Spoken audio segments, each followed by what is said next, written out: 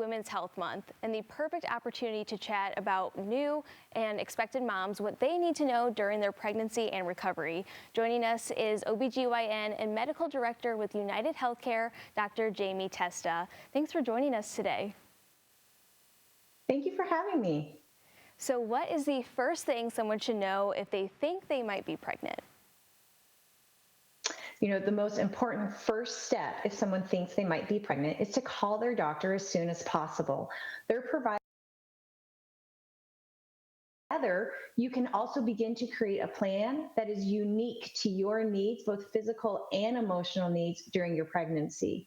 And if you don't have a doctor yet, that's okay.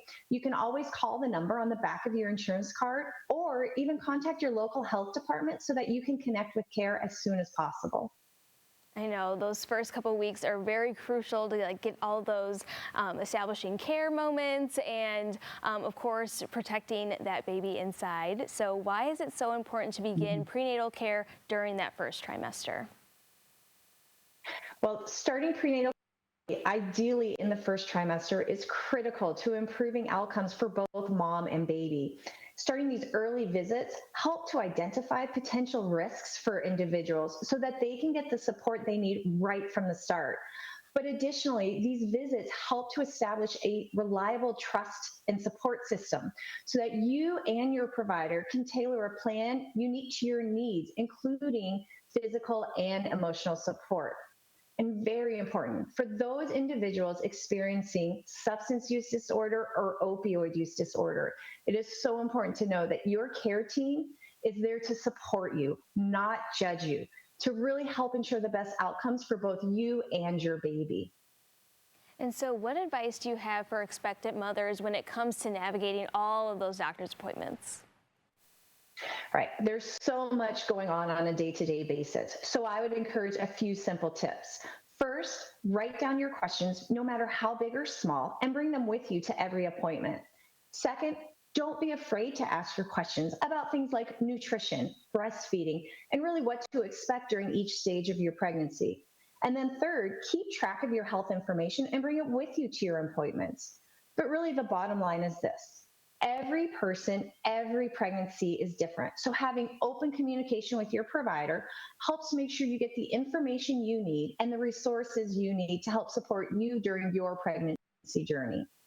I know there's going to be so many first-time moms, so any little question, of course they want to bring that up with their provider, but fast forward to that 9 months, after the baby is born, when should women schedule follow-up care after giving birth, and what does postpartum care really look for and address?